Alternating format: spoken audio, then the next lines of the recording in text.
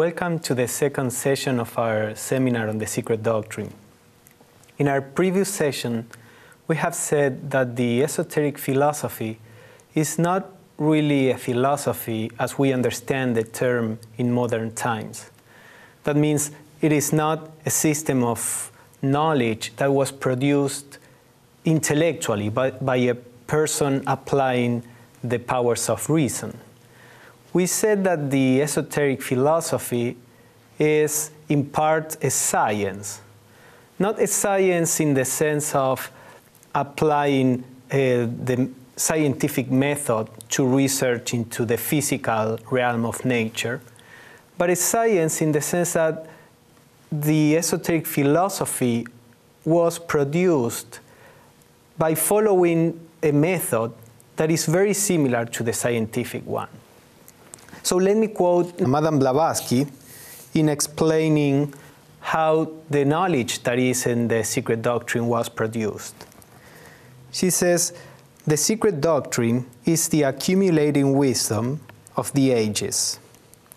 It is useless to say that this system is no fancy of one or several isolated individuals, that it is the uninterrupted record covering thousands of generations of seers whose respective experiences were made to test and to verify the traditions passed orally by one early race to another of the teachings of higher and exalted beings who watched over the childhood of humanity."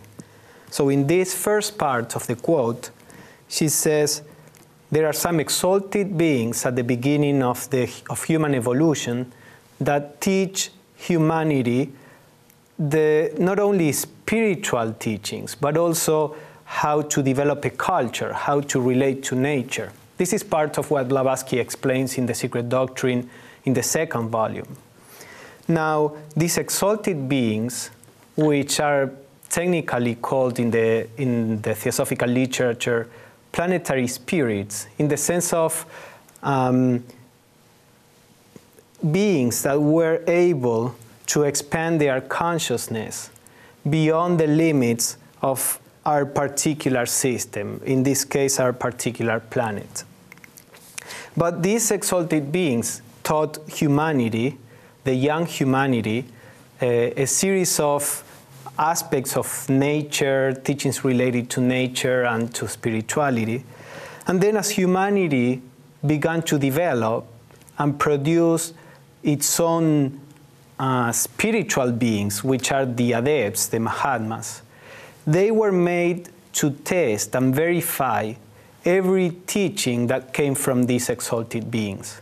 So that everything that the Mahatmas teach is not something that was taught to them.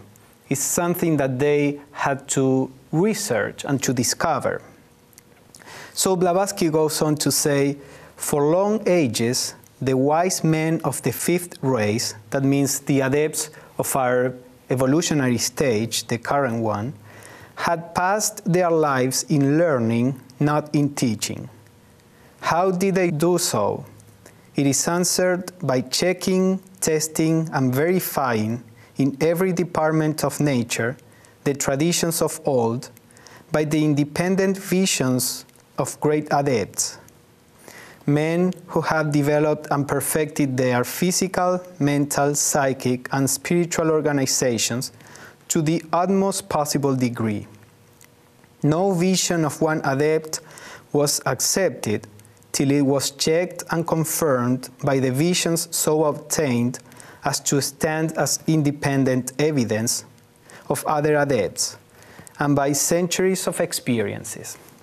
So basically, she's describing something very similar to the scientific method.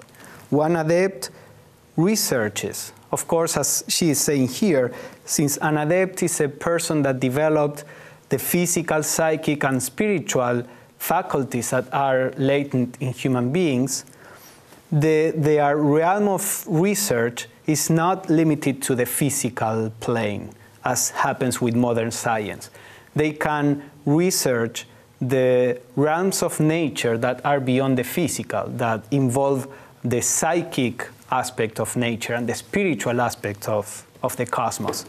So these adepts, they research into all these different dimensions of the universe, and then others have to verify what they found. This is exactly how scientists also develop the scientific knowledge. When one scientist discovers something, other scientists have to verify to see if the experiments were produced in the right way and if they obtained the same results.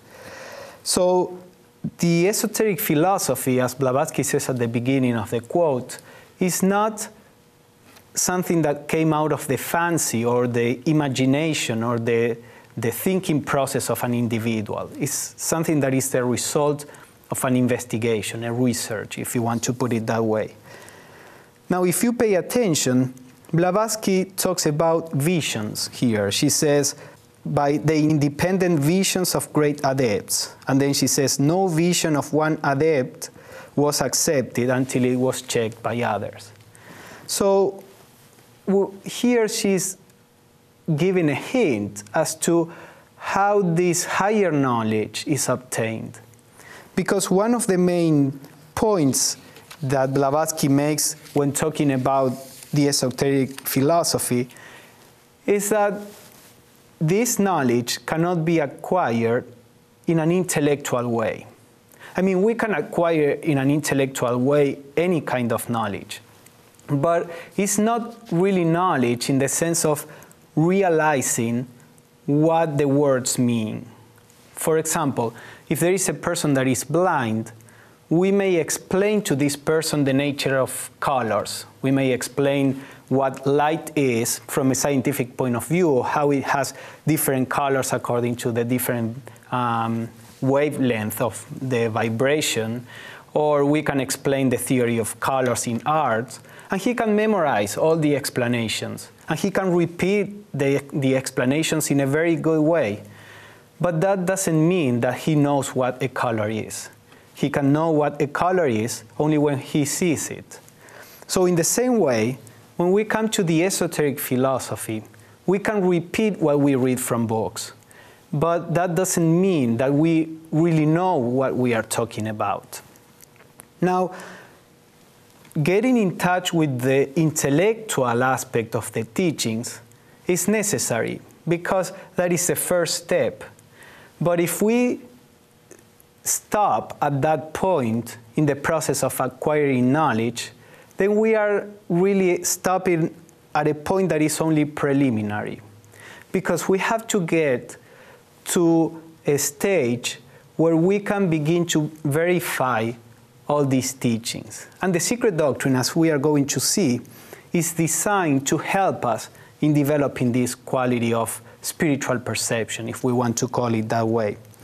So, for example, Blavatsky could be, Blavatsky and some other people could be an example of the result of this training, and these kind of people that went through what in the theosophical literature is sometimes called the occult path, how these people develop this spiritual perception so that they can learn about the secrets of nature in a direct way. So Madame Blavatsky writes her own experience in learning about all this. And she says, knowledge comes in visions, first in dreams, and then in pictures presented to the inner eye during meditation. Thus have I been taught the whole system of evolution. Not a word was spoken to me of all this in the ordinary way, except perhaps by way of confirmation. And the knowledge so obtained in meditation is so clear, so convincing, so indelible in the impression it makes upon the mind, that all other sources of information, all other methods of teaching with which we are familiar, dwindle into insignificance in comparison with this. So her own experience is that all she learned about this was not through books, was not through a person teaching her as we do among us, as we are doing right now. She learned all this, she says, first through visions acquiring dreams and then in meditation.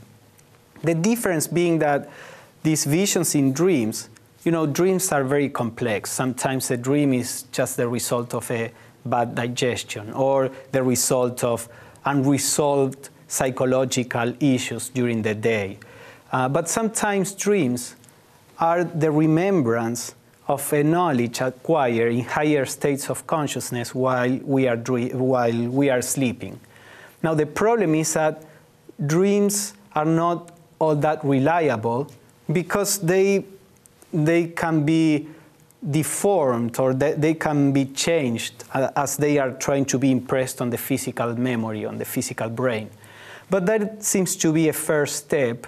And then the person, as the person develops this higher perception, is able to acquire knowledge consciously during meditation.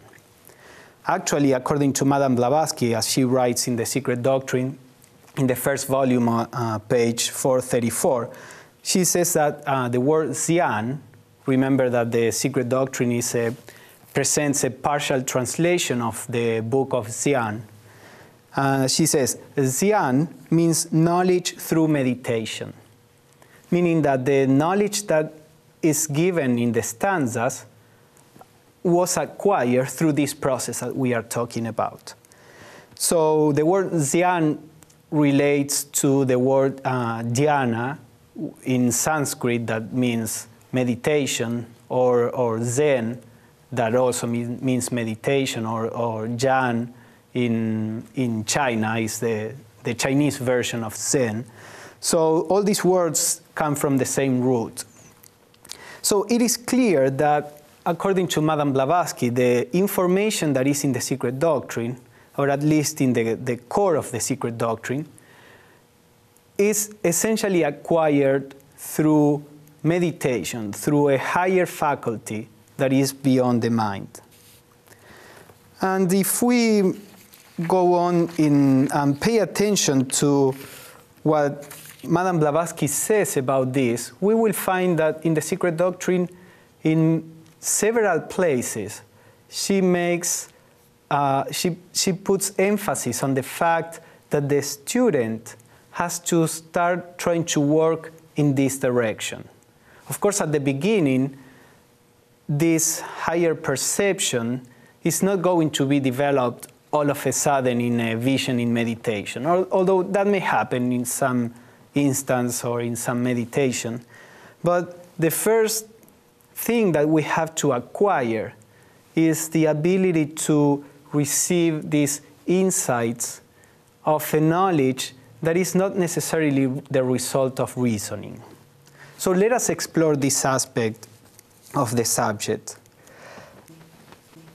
There is a quote in the Mahatma letters that is, as I mentioned in the previous session, two of the teachers of Madame Blavatsky established a correspondence with two Englishmen, and this correspondence was published in a book that is entitled The Mahatma Letters. And one of them told the correspondent, the recognition of the higher phases of man's being on this planet is not to be attained by mere acquirement of knowledge. Volumes of the most perfectly constructed information cannot reveal to man life in the higher regions. One has to get a knowledge of spiritual facts by personal experience and from actual observation.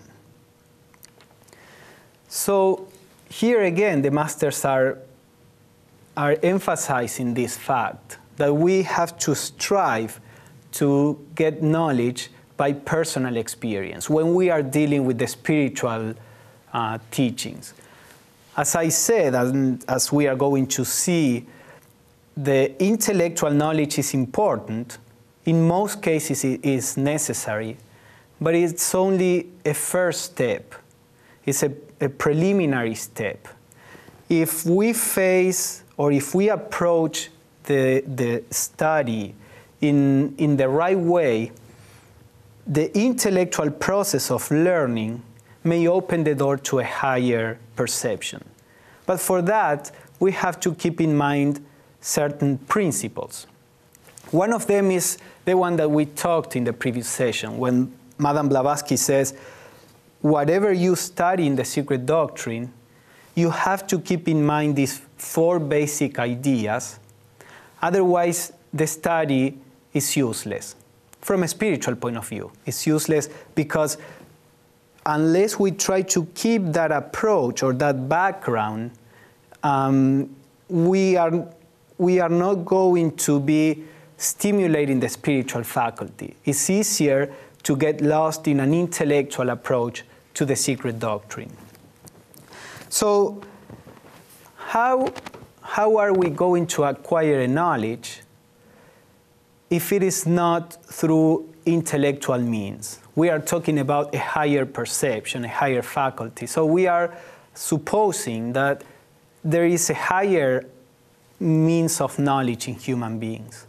You know, we can acquire knowledge in the world usually by means of 2 faculties. By means of our sensory aspect, you know, we see, hear, smell things, and then we can know what is around.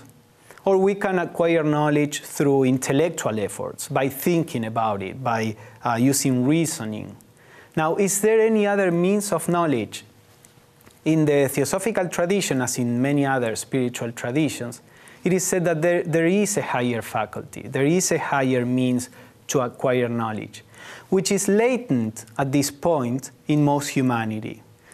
But that means that the seed, the germ, is there, and if we learn how to stimulate it, then we can make this faculty that is latent into an actual faculty, an active one. So Madame Blavatsky said that the infinite cannot be known to our reason, which can only distinguish and define. But we can always conceive the abstract idea thereof thanks to that faculty higher than our reason, intuition, or the spiritual instinct. So she says there is an intuition, there is a spiritual instinct, if you want to call it that way. And it is that faculty, the one that can sense spiritual teachings. In this case in particular, she's talking about things that relate to the infinite. Our mind is bound to work within the limits of time, space, and some other limitations. But it is the spiritual faculty that is beyond what we know as mind, what in Theosophy we usually call the lower mind. It is this spiritual faculty that is able to go beyond perceptions that are not tied to time and space. So she says the student should clearly realize that he cannot see things spiritual with the eyes of the flesh, and that in studying he must use the eyes of the spiritual intelligence. Else will he fail in his study, the study will be fruitless. So here again the idea, Blavatsky keeps saying that when we study, we need to try to approach it with our spiritual eyes, not with the eyes of the flesh. All this is to stress this aspect. So far, we can ask, but how are we going to study from a spiritual point of view? How are we going to stimulate this spiritual intuition? Because it is clear, and there are many other quotes that we can produce, it is clear that Blavatsky and her teachers were expecting those most serious theosophists to be able to approach the spiritual teachings from an intuitive point of view. But how are we going to do that? It is the Secret Doctrine, as we are going to see, was written in a particular way precisely to help us stimulate this spiritual faculty. When Blavatsky writes the Secret Doctrine, in several places, she says, I cannot say anything more about this, and the student has to discover it. Purposefully, she stopped and she did not talk about a certain aspect that was expected to be discovered by us. Maybe because that cannot be described. As we were saying in the previous session, there are some things that are beyond the power of the words. Words are made to describe the physical realm or intellectual endeavors. But when talking about spiritual things, the words fail. So maybe there are certain things that cannot be explained in words. But also there is an intentionality in Blavatsky in keeping certain things unsaid to stimulate in the person this higher faculty. So for example, let me read a few quotes where Blavatsky says this in The Secret Doctrine. She says, for example, the foregoing are all mysteries which must be left to the personal intuition of the student for solution, rather than described. Or she says, the whole essence of truth cannot be transmitted from mouth to ear, nor can any pen describe it, unless man finds the answer in the sanctuary of his own heart, in the innermost depths of his divine intuitions.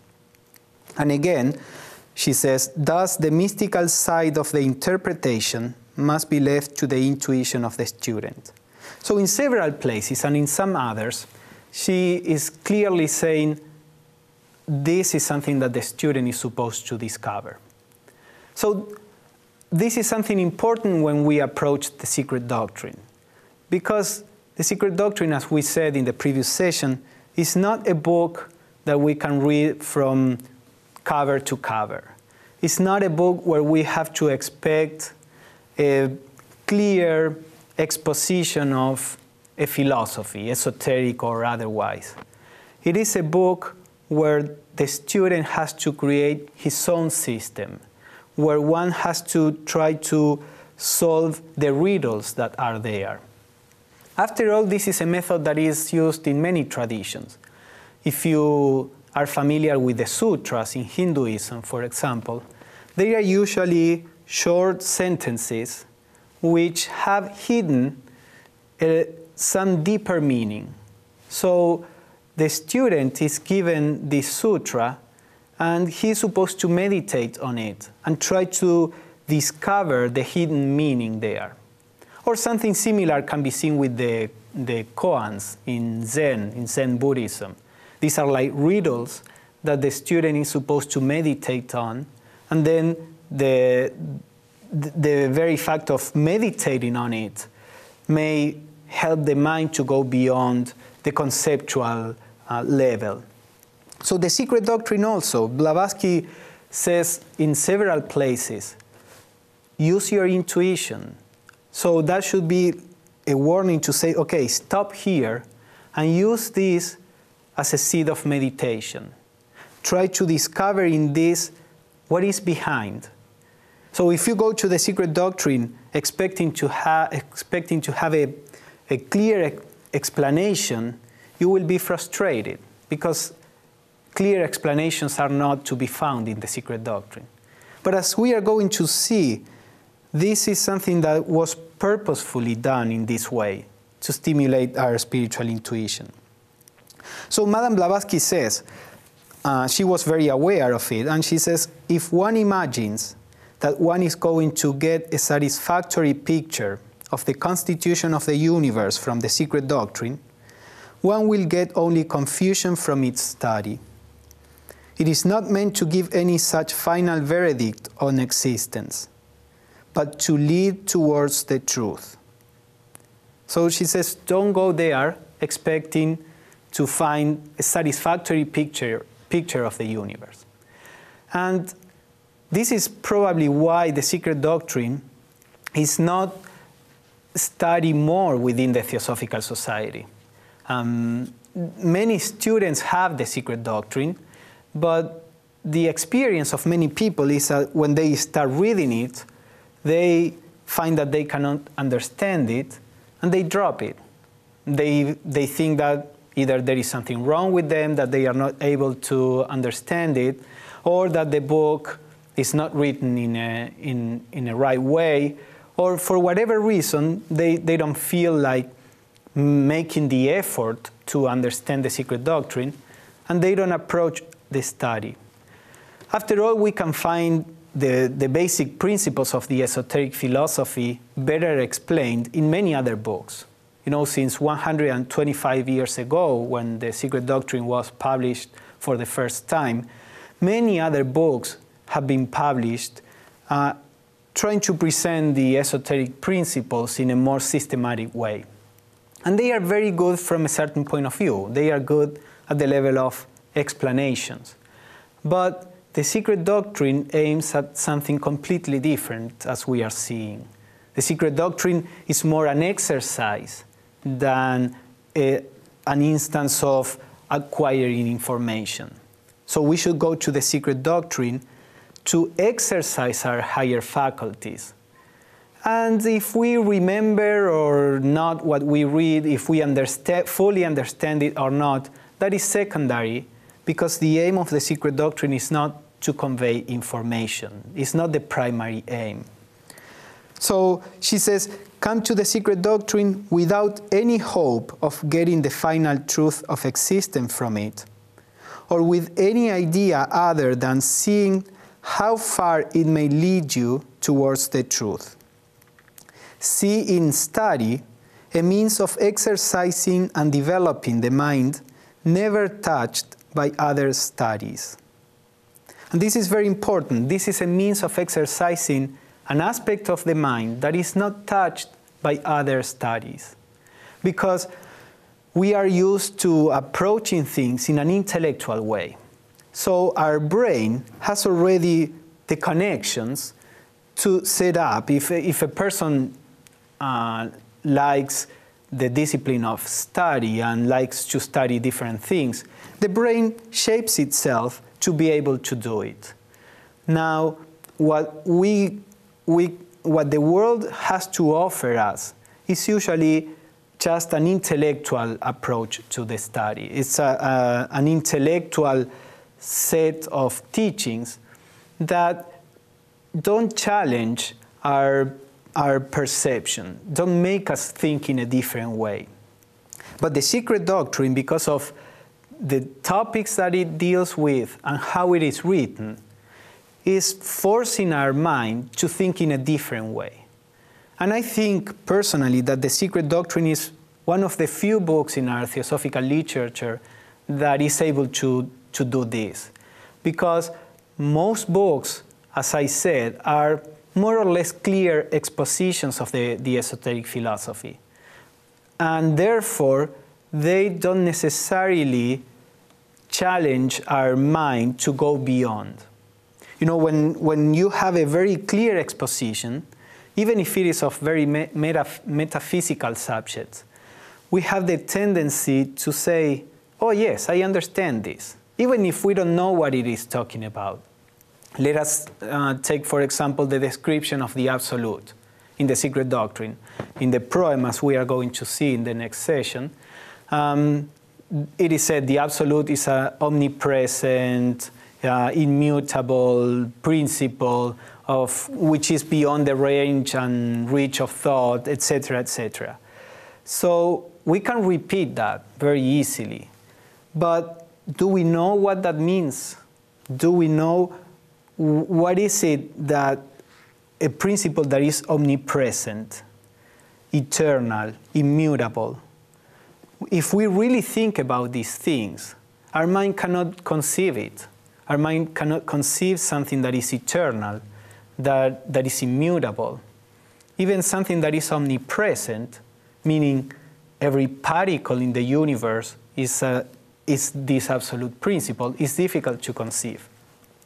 So if we have a very clear exposition of even very metaphysical subjects, our lower mind, our intellectual mind, has a feeling, yes, I am understanding this. And that may not force us to go beyond the words.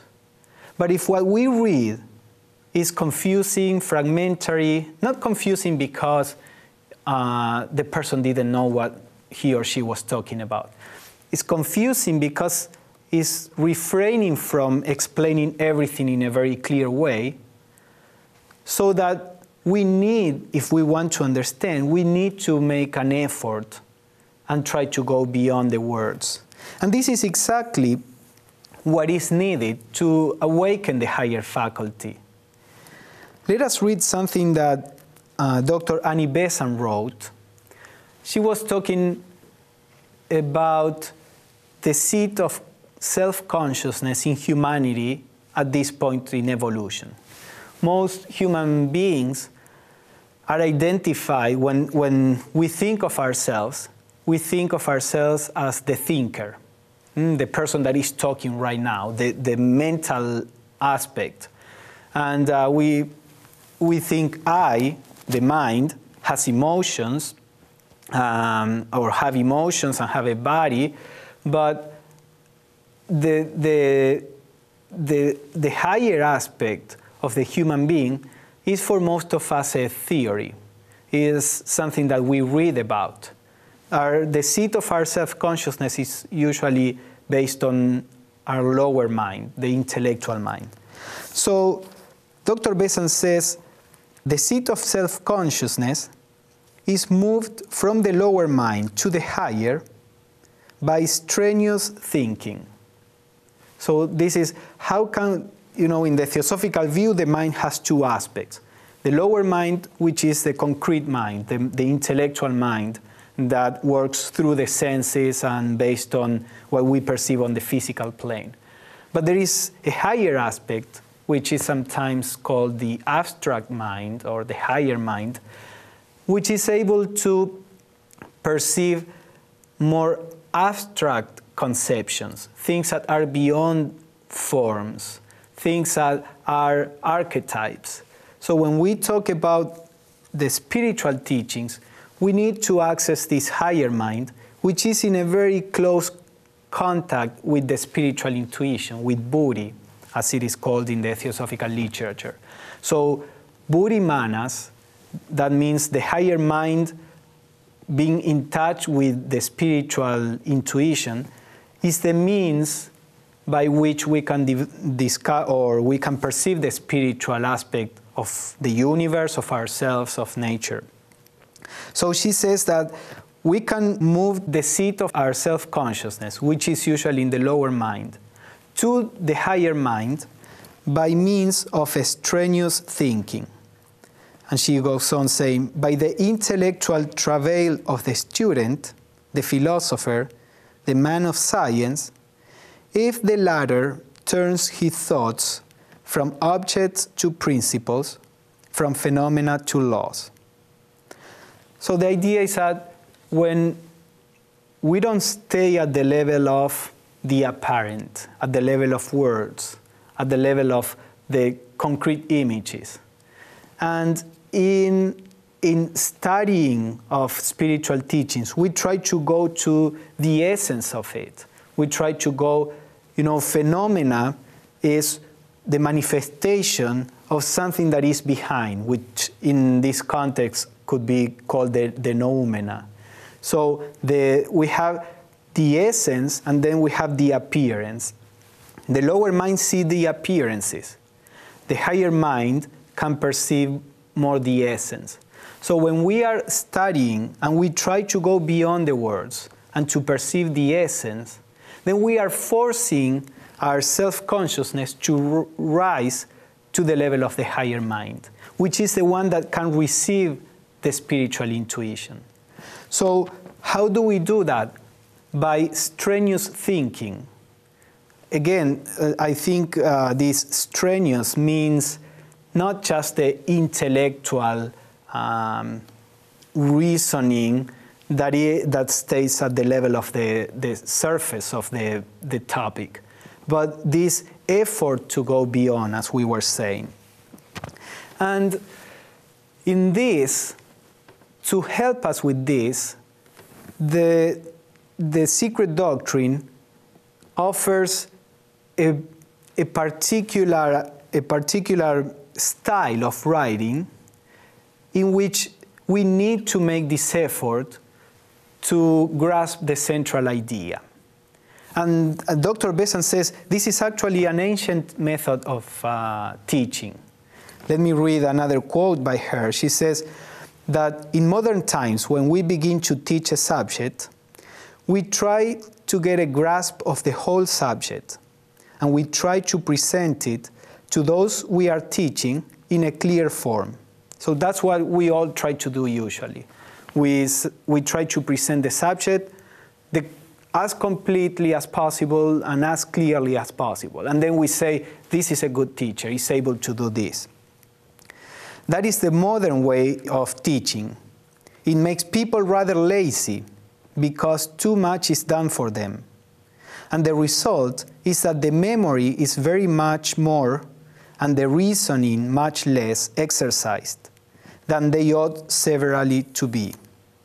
So when we try to present things in this way, which is what we do in modern times, it is true what we are doing is offering information, data, which people have to memorize.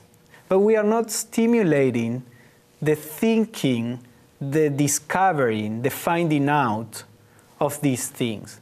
So we are not stimulating this strenuous thinking. We are stimulating the memory, the acquisition of information. So we have to be very careful when we come to the theosophical study, not to do this in particular.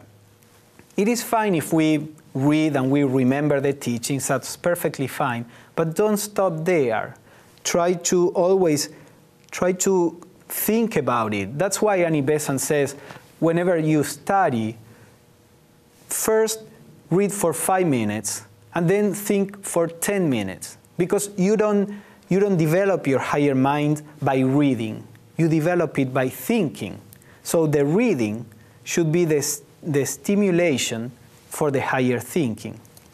So she goes on to say, the teacher takes all the trouble and presents an already cooked and digested teaching to save the pupils from the trouble of exercising their mental faculties, so that they have quite a large amount of second-hand knowledge and very little first-hand knowledge.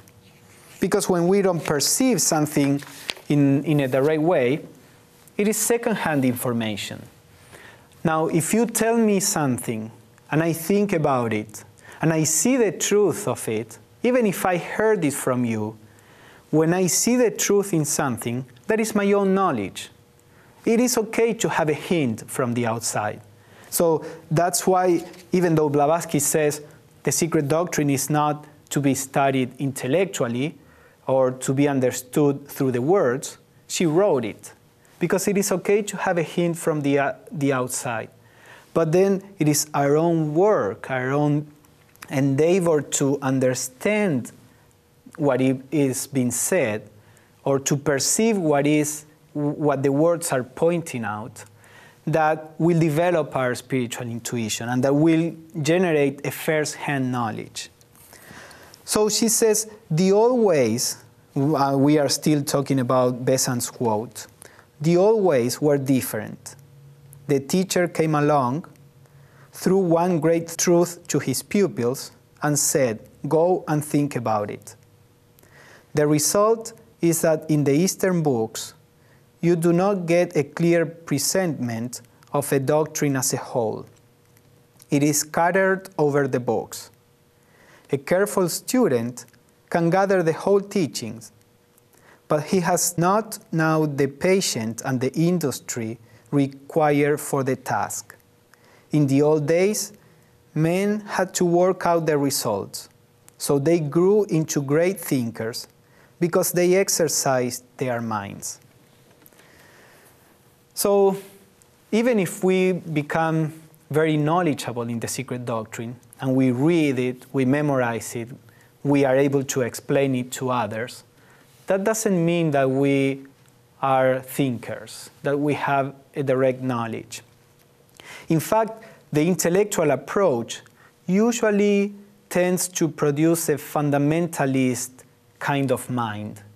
Because if the person studies and is not able to perceive by himself, then the words become a prison, because one has to adhere to a particular presentation, and any other presentation that is not the same as the one that he is used to will sound completely different.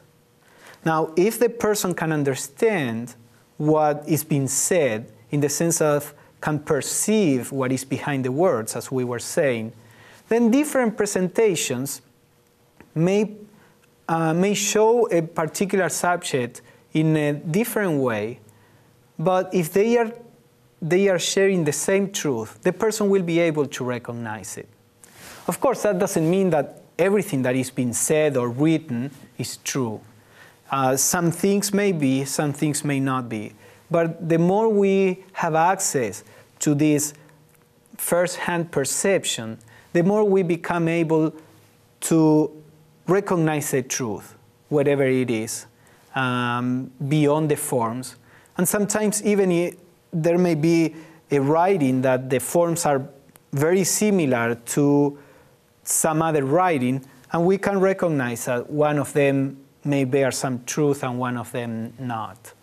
So it is very important to do this process and to try to attain this first-hand knowledge or information.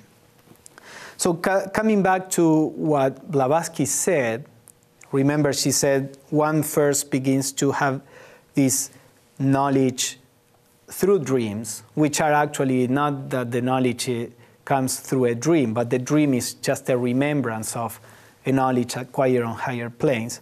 And then through meditation, well, I would say there is a previous stage to these two that is where the study of the Secret Doctrine can help us. Because as we try to perceive, we try to stimulate our higher faculty of perception, our spiritual intuition, we begin to have these insights or these feelings that something is true, this knowledge that is not necessarily the result of an intellectual process, although there may be an intellectual process there.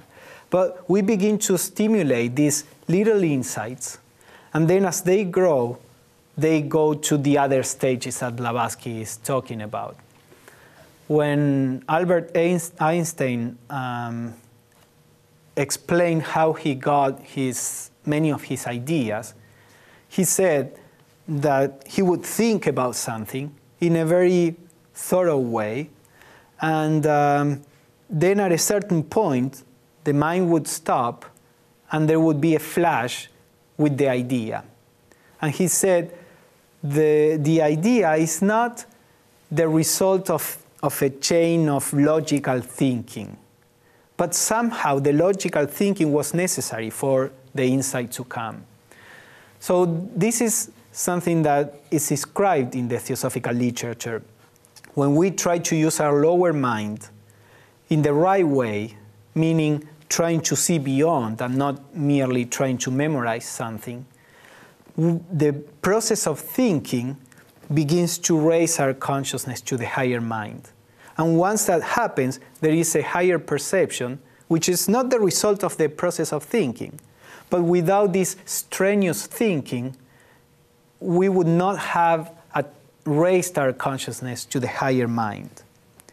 So this is why the study of the Secret Doctrine can help us to go beyond the intellectual knowledge. So it is for this reason that Madame Blavatsky said that the study of the Secret Doctrine is a form of yoga.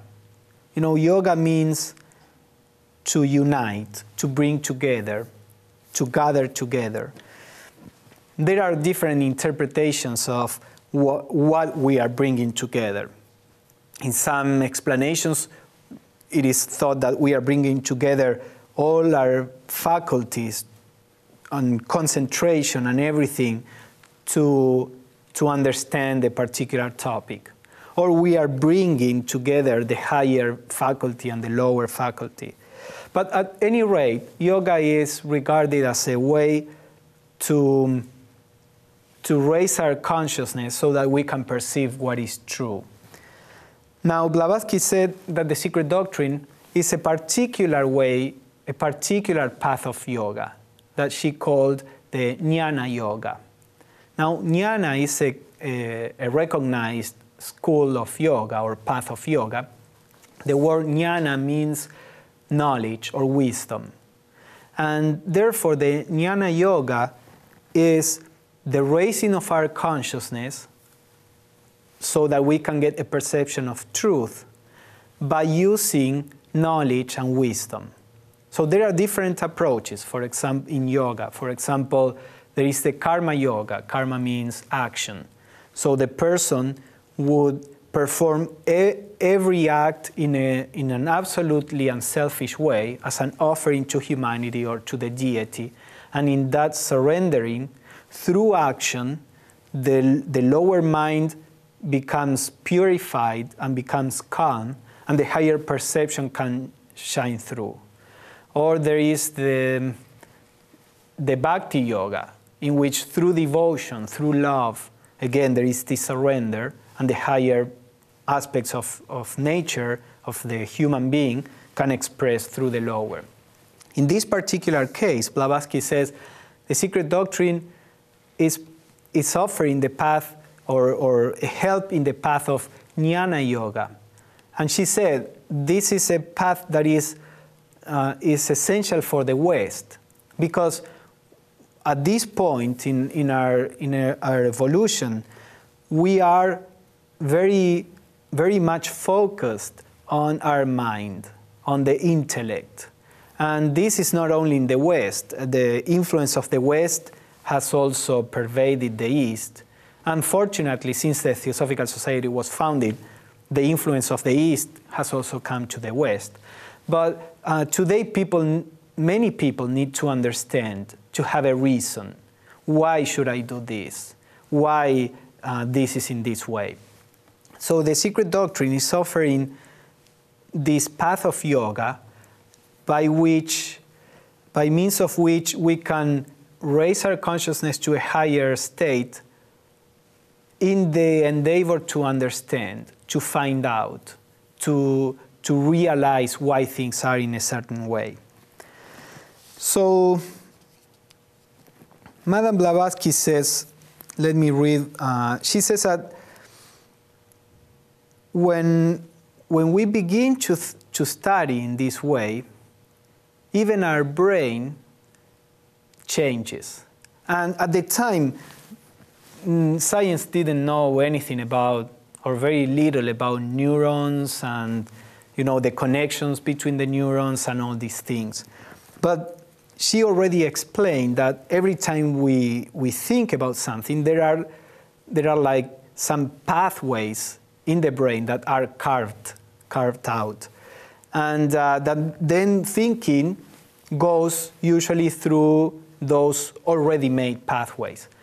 And she said when we are making an effort to perceive in a different way, to perceive a higher aspect of what we are reading, for example, then we generate new pathways through which perception can go.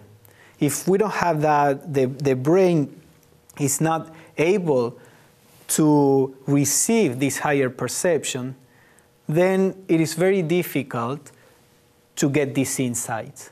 But in the very process of trying to understand all this, we reshape the brain so that the brain becomes more and more able to receive the higher perception, the higher intuition. And then, of course, this reshaped brain can operate during the whole day. Then it is during our daily life we can perceive life from a higher point of view. Because if you think how we usually live our daily life tends to focus our minds on the more concrete aspects of existence. We have to take care of our body and the body of other people that may depend on us. We have to work and earn money to sustain our bodies. Also, we have to protect our psychological entity from the attacks of other people or from fear. You know, we have the psychological reaction to protect ourselves, so that the whole consciousness is usually centered on the physical and psychological aspect of human beings. And our brains are shaped to face and solve problems on these levels. So if we never give a thought on higher aspects, then our brain is completely unable to even perceive them. So when we start studying, we begin to take some time to perceive something that is beyond our immediate needs, our psychological concerns. You know, some people say, what is practical about studying about the absolute, for example? That's only theory. What does it have to do with my daily life? Well, I think that is a wrong reasoning, because we don't study those things. We don't put our perception in things that are subtler. Then we have a brain that is unable to perceive anything subtle. And things like the unity of life, things like the order that is behind everything that happens, or these spiritual aspects of life cannot be perceived through the lower mind. They can only be perceived through our higher mind. So if our brain is not able to receive those kinds of impressions, then we are prisoners of a very limited perception of life. Now, when we start considering all these things and our brain begins to be reshaped, then we have the possibility of facing daily life from a different perspective, from that perspective where there is peace, where there is understanding, where there is love, because our brain is now able to reach that level of perception. So studying about metaphysical teachings is very practical if we do it in the right way. If we just study and memorize the information, yes, it's not practical. It's just bringing some information that obviously has nothing to do with daily life. But if we are trying to study this in the right way, as we were talking, that will produce a transformation in our brain that will have a very important impact on our daily life, on doing anything that we do on our daily living. So Blavatsky says about this, the brain is the instrument of waking consciousness, and every conscious mental picture formed means change and distractions of the atoms of the brain. It's this change and distraction, today we would say, the synapses and the connection between neurons, they are actually broken and new connections are produced. So she says, ordinary intellectual activity moves on well-beaten paths in the brain and does not compel sudden adjustments and distractions in its substance. But this new kind of mental effort, she was talking about the study of the Secret Doctrine in this way, calls for something very different, the carving out of new brain paths, the ranking in different order of the little brain lives. So this is what we were talking about, and it is very interesting to me to see how aware Blavatsky was of this process that today is known even in modern science. So the idea with the Secret Doctrine, as we begin to see, is that this is more an exercise than the accumulation of information. And for this, we need to approach it in the right way. If we go to a book to accumulate information, then what we want to do is to generate a very clear structure that represents what the book says there. And we want to have that structure as solid as possible. Then we say, I understand. I can explain everything that this book is saying, and I know perfectly how everything fits. Now, what we are required to do in this particular case is to take any idea as something that is useful for the time being, because we don't want to be anchored in ideas. We already saw concepts cannot really express the spiritual truth. Concepts are just a limited way of expressing what a higher perception is showing. And Blavatsky actually says truth is beyond any words or ideas we can formulate. So we are aiming at the truth and not at the concept. So if during our study we generate structures that are too rigid, we will become a prisoner of that structure. And at a certain point, we may lose the ability to see anything higher. Because remember that any structure we can produce is limited. It will never express the whole truth. No structure will express the whole truth. So therefore, any idea that you may have about the Secret Doctrine, or you may form, any idea that I have at this moment, is limited. If we are not aware of this, then when there are perceptions that may challenge that particular view, we may be tempted to reject them. And that is the beginning of the end of the higher perception. So we have to be very aware of this and willing to let go of the structures and let the higher perception break them and form a new structure that may resemble truth a little better, but still will be limited. And this process is the process by which we can use knowledge to go beyond knowledge. So to finish with this session, I will read a quote from Madame Blavatsky where she explains this particular process and that she defines as Jnana Yoga. And this is what we will be actually experiencing in our study of the Secret Doctrine. So Madame Blavatsky says, this mode of thinking is what the Indians call Jnana Yoga. As one progresses in Jnana Yoga, one finds conceptions arising which, though one is conscious of them, one cannot express nor yet formulate in any sort of mental picture. So this is the first stage, and you will find yourself many times when studying the Secret Doctrine in this stage. You read, you see, and there is a feeling that you are about to understand it.